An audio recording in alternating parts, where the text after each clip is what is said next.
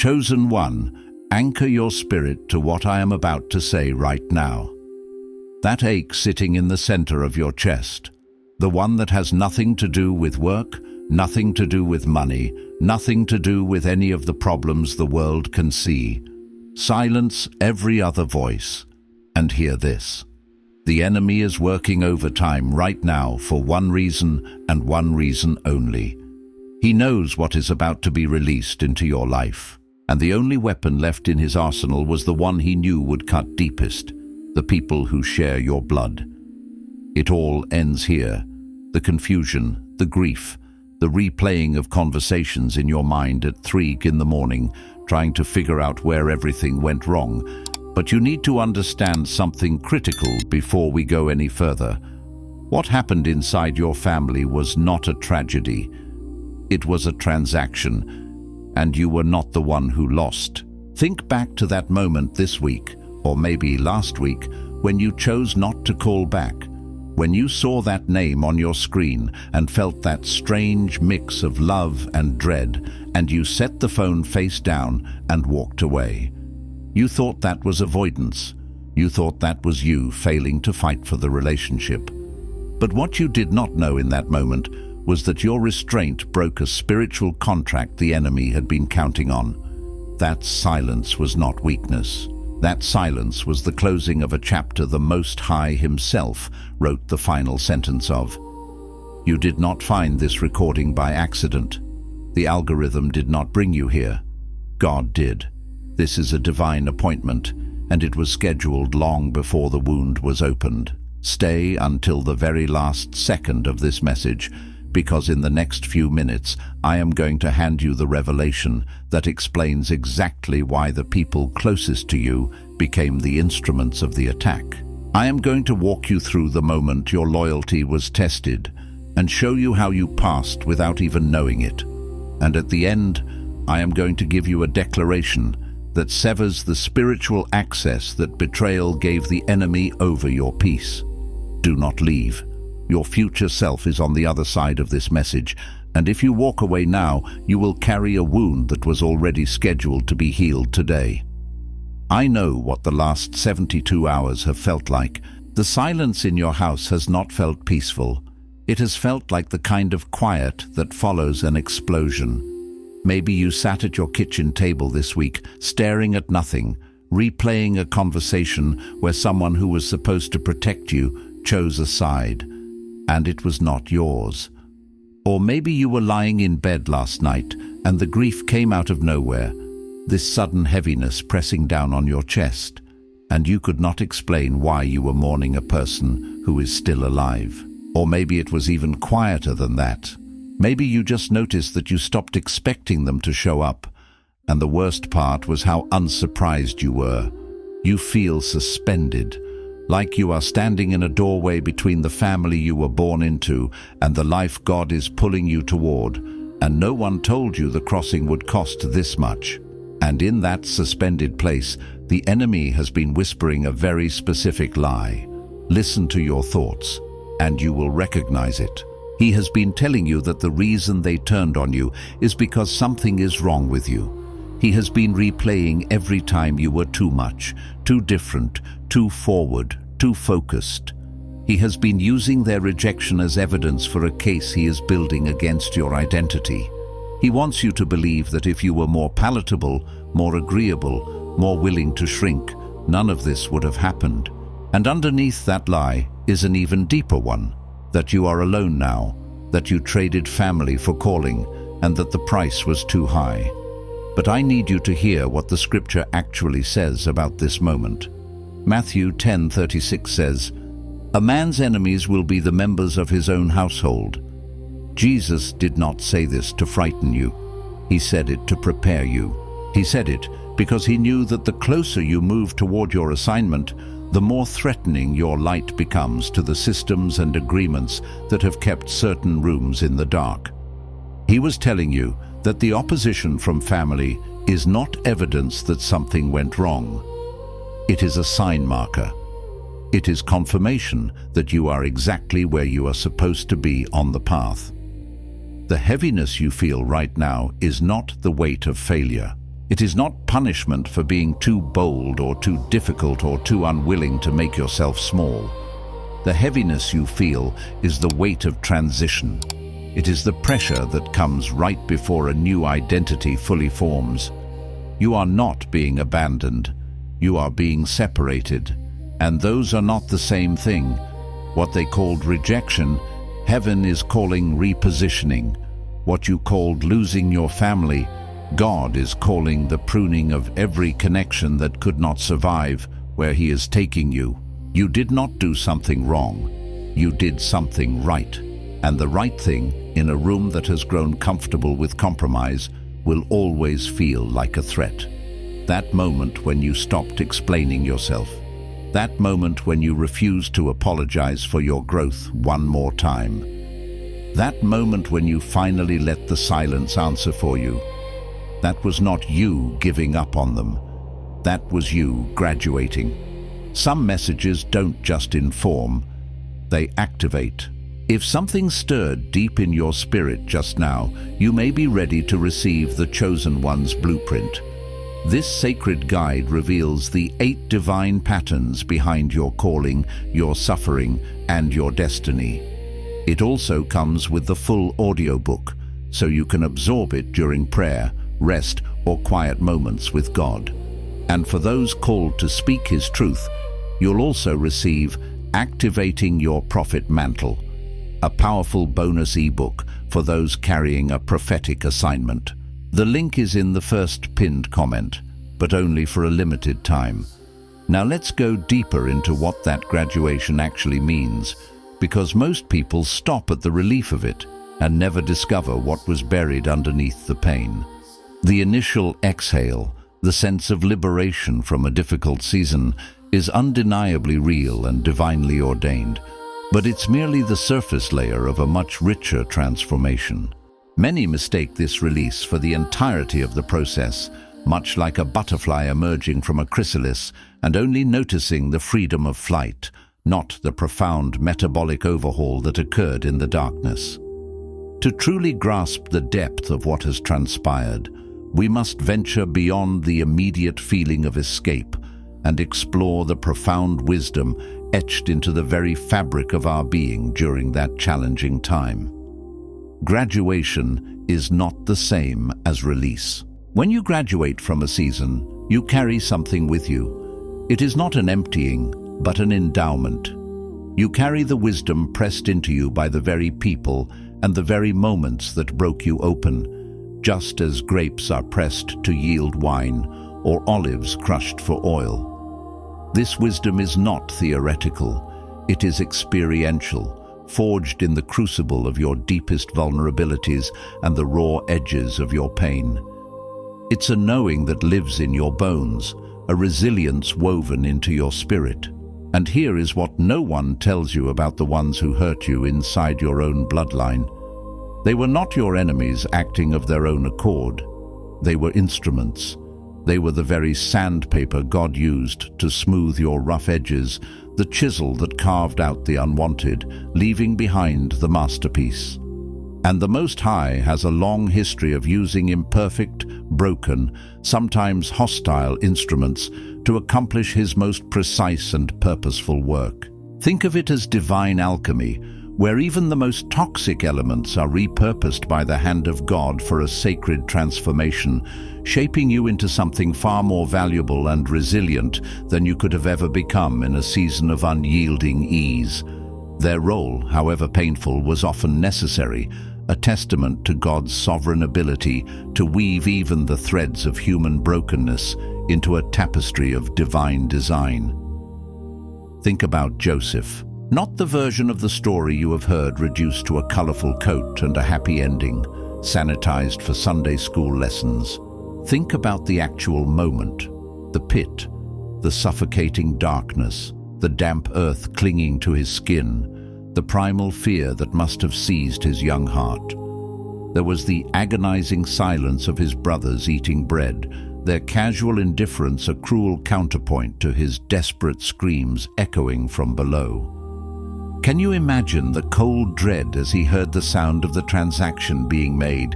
20 pieces of silver. his own family, his own flesh and blood, negotiating the price of his absence, bartering his very life away. In that moment of utter abandonment and despair, there was no celestial choir, no angelic host descending with comforting words of divine foresight. There was no angel that appeared in that pit and said, "Hold on, this is part of the plan." There was no booming voice from heaven reminding him of the dream, no sudden revelation of his future glory.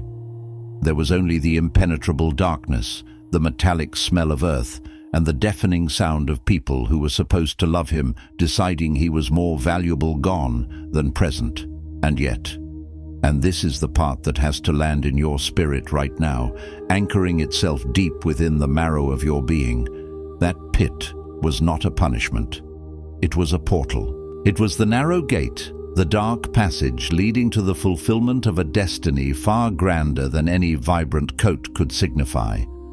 And the people who threw him in it were unknowingly cooperating with a divine architecture they could not see and would not have agreed to if they could. Their jealousy, their hatred, their cruel ambition all became unwitting tools in the hands of the Almighty, orchestrating a narrative that would ultimately save nations, a testament to the profound truth that God's plan can never truly be derailed by human malevolence, only redirected through it.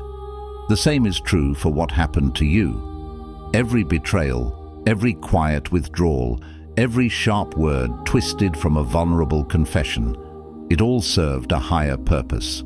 The people who chose a side that was not yours, aligning themselves against your spirit, the ones who went quiet when you needed their voice most, the ones who turned what you shared in vulnerable moments into ammunition, weaponizing your trust.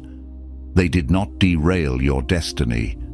Oh no, my beloved, they accelerated it. Like a rocket shedding its booster stages, the pressure of their departure propelled you forward with unforeseen speed and force.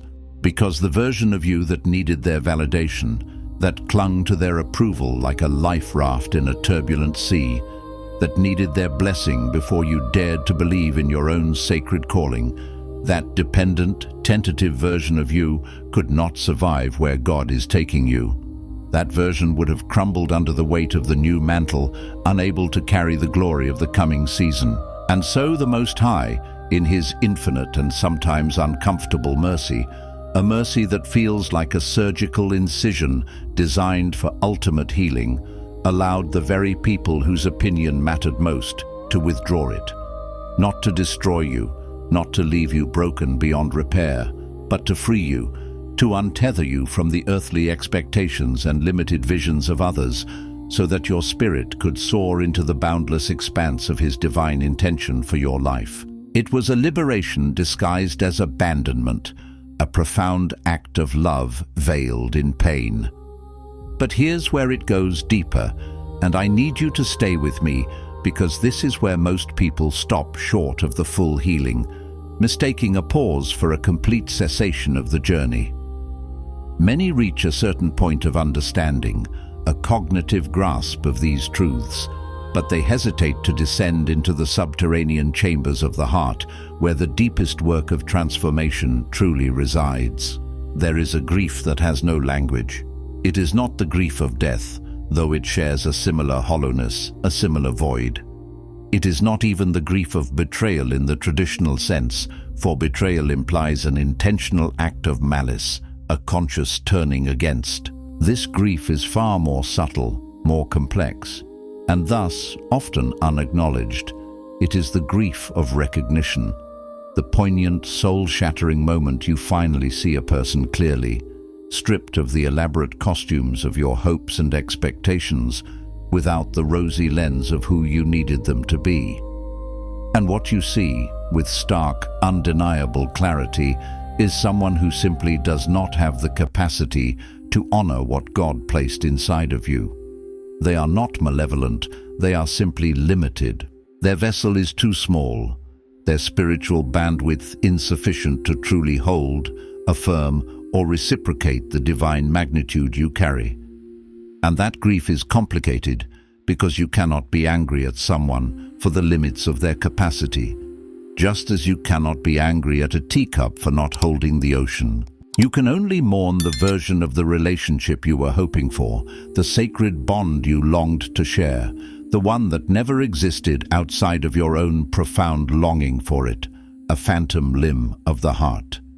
This mourning is for an imagined future, a longed-for connection that was never destined to manifest in the earthly realm with that particular soul. What most people do in that grief is make a vow, quietly, without even realizing it, in the searing middle of the hurt. They make an internal agreement that sounds like protection but functions like a prison. It's a silent oath sworn in the chambers of the wounded heart, whispered under the breath of shattered expectations. They say, "I will never let anyone that close again," erecting emotional barricades.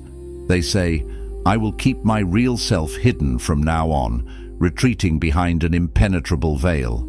They say, "I will not let my heart reach toward anyone who has the power to wound me like this," severing the tendrils of potential connection. And those vows feel wise in the moment of pain. They feel like wisdom dressed in the language of self-preservation, cloaked in the deceptive comfort of controlled vulnerability. But they are not wisdom. They are walls. They are fortifications built not just to keep out future pain, but to keep you locked in. And walls do not discriminate. They keep out the pain, yes, but they also inadvertently keep out the provision.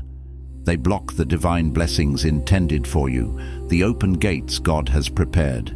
They keep out the people God is sending next, the true allies, the soul family, the covenant connections that are essential for your unfolding destiny. They keep out the love that was assigned to this next season of your life, a love designed to heal, affirm, and celebrate the authentic you. These vows, while born of pain, ultimately perpetuate isolation, creating a desolate landscape where true intimacy cannot flourish. And what's coming next in this message will likely challenge the thing you have been most certain about, shaking the foundations of long-held assumptions within your spirit. Stay with me. Do not pull back now, for we are on the precipice of a profound revelation that could shatter old paradigms and birth new freedom. Because the question you have been carrying, the one underneath all of it, the raw, aching inquiry that churns beneath the surface of your conscious thoughts, the one that surfaces at 3 a.m. when the house is quiet, when the world is hushed, and the grief has no more places to hide, is not really about them. It is not really about what they did, or why they did it, or whether they will ever see what they could not see before, or even acknowledge their role. The real question, the foundational inquiry your spirit has been circling without landing on, like a bird seeking a solid branch in a storm, is this: can I trust what God is building if the materials He used to shape me were people who broke me? Can divine purpose truly emerge from such fractured, imperfect origins? And the answer to that question is not just yes. The answer, with resounding certainty, is that there is no other way. Because the Most High does not build soft things. He does not craft fragile vessels for mighty purposes. He does not build people designed to carry immense spiritual weight, to walk through fire, to stand as pillars of light in a darkening world, out of comfortable, unblemished material. He builds them out of pressure, like diamonds formed in the earth's crushing embrace. He builds them out of fire, like refined gold emerging from the crucible, purified and brilliant. He builds them out of the exact kind of pain that teaches you things comfort never could. Lessons of resilience, compassion, discernment, and unwavering faith. And so the hands that wounded you were also, unknowingly, the hands that worked the clay, pressing and shaping you into the form the master potter intended. They were the instruments of divine sculpting, however painful their touch. And the version of you that emerged from that breaking, the one that is watching this right now, the one that is leaning forward in their spirit because something in here is resonating with a truth too ancient to deny. That version was always the intended outcome. You were not a mistake. You were an intentional, sovereign creation. You were never the casualty. You were always the product. You were the masterpiece in the making, and every crack, every fissure, every scar became a line in the divine blueprint, tracing the path to your strength and beauty. Your journey through the breaking was not a deviation from the plan, but the very core of its unfolding, preparing you for a glory that only the broken can truly carry. Coming up, the hidden agreement you made with their opinion of you that is still operating in the background of your decisions. This is the layer most people never reach, a subconscious contract that binds them even after the external ties have been severed. Do not move. Stay with me, for this revelation holds the key to unlocking your next level of freedom. Because here is something you have not yet fully confronted. A subtle yet pervasive influence that whispers in the quiet corners of your mind. You graduated from needing their approval, a monumental leap indeed. But you have not yet graduated from measuring yourself by the standard they established. Even now, even in your profound growth, even in your fervent pursuit of purpose, as you stand on the cusp of your divine assignment, there is a voice in your decision-making that sounds remarkably like theirs. It sounds like their hesitation, a familiar tremor of doubt. It sounds like their doubt, that quiet skepticism that used to erode your confidence. It sounds like the way they looked at you when you dared to speak what you were believing for, and they smiled in a way that meant they did not believe you, their dismissive gaze subtly undermining your vision.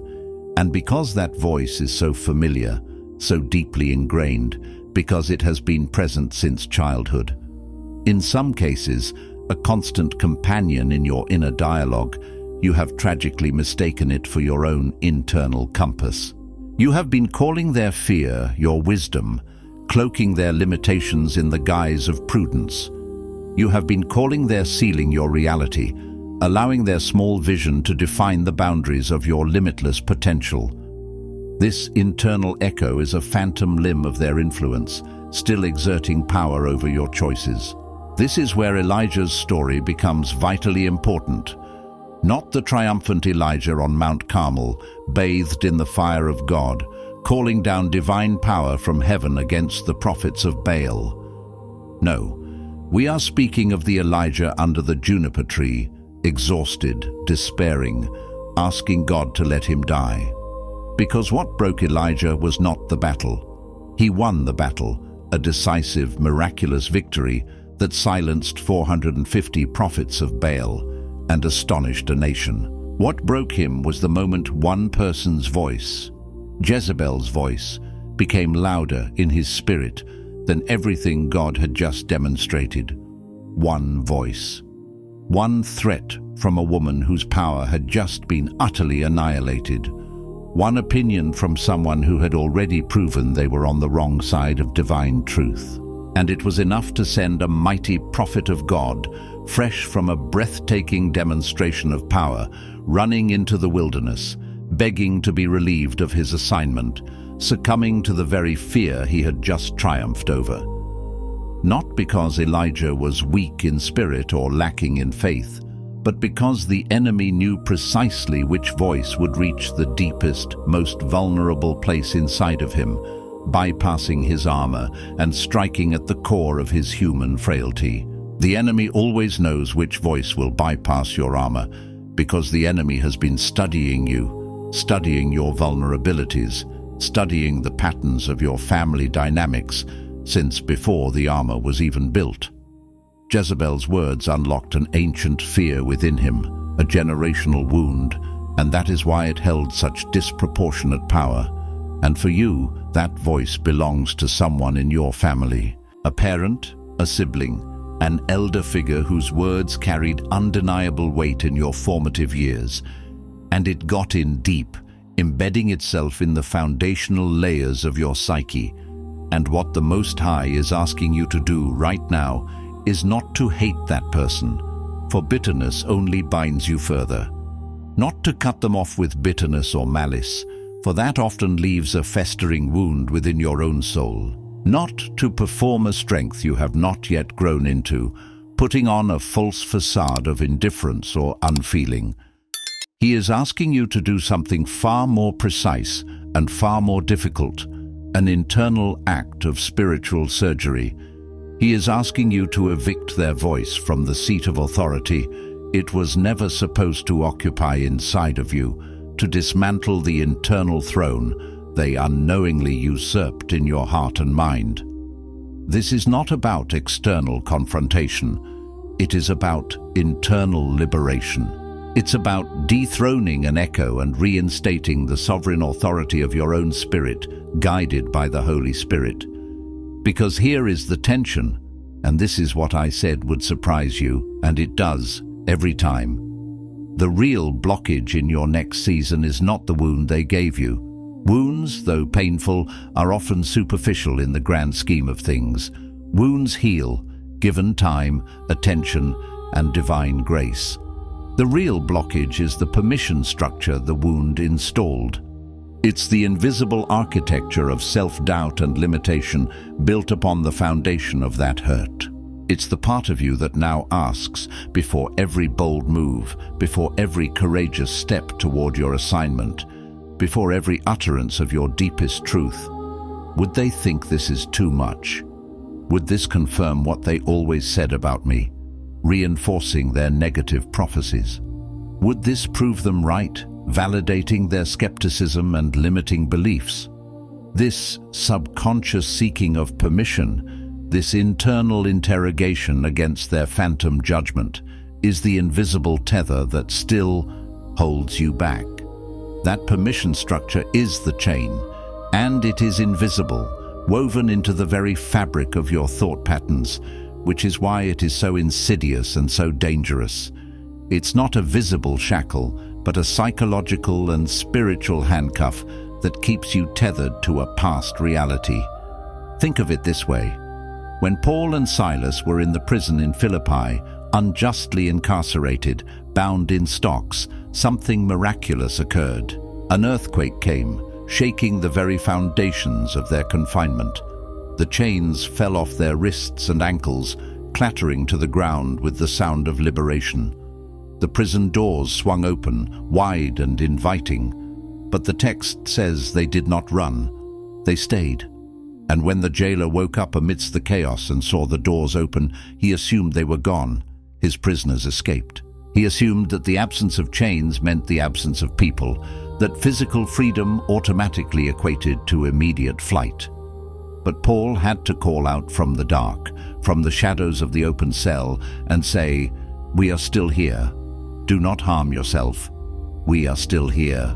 And in that staying, in that profound act of faith and conscious choice not to flee, something transformative occurred, not just for Paul, not just for Silas, but for the jailer himself and his entire household, who ultimately came to faith and found salvation. The point is this: sometimes God removes the chains long before he moves you. He breaks the physical and spiritual bonds, but he leaves you in the familiar territory, in the space between the broken chain and the open door. And the invitation in that space is to realize the thing that was holding you was never as permanent or as powerful as you believed. It was not the chain itself that truly bound you, but the agreement with the chain, the belief in its authority. Your chains are already broken. The spiritual shackles have been shattered by the power of God's redemptive work in your life. The question is whether you are still sitting in the posture of someone who is bound, still clinging to the illusion of captivity, even when the doors are flung wide open and freedom beckons. Are you waiting for an external sign to move when the internal shift has already occurred? And this is where we reach the layer I promised you.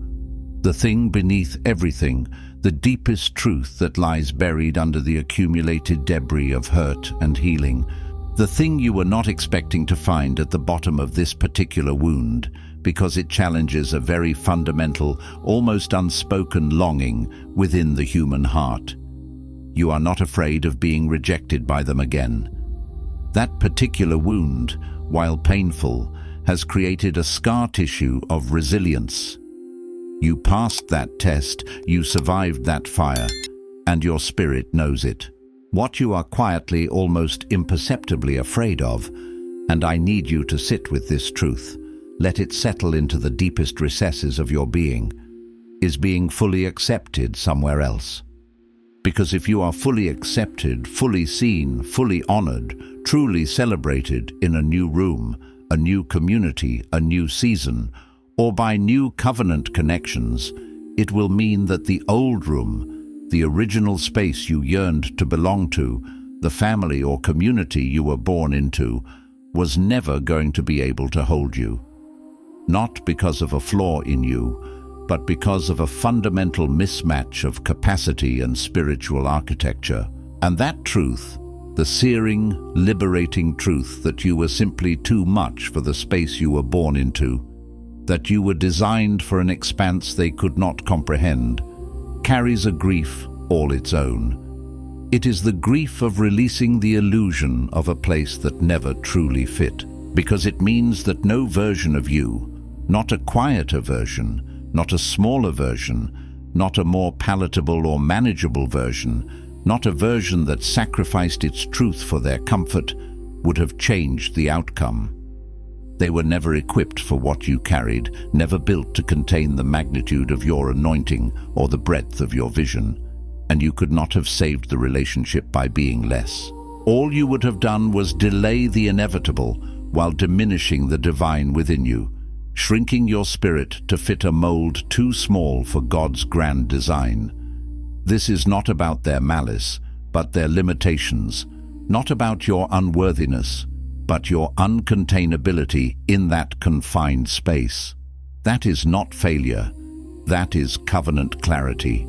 It is a divine discernment that illuminates the true boundaries of your belonging, revealing where your spirit is meant to thrive versus merely survive. And it is one of the most painful and most liberating revelations a person can receive, for it shatters the illusion of lack and ushers in the expansive truth of your inherent worth and divinely appointed space. It's the moment you stop blaming yourself for not fitting into a space that was never designed for your authentic self. Now, what I need you to do before you sleep tonight, before you let this message become mere information instead of a living, breathing transformation within your spirit, is this.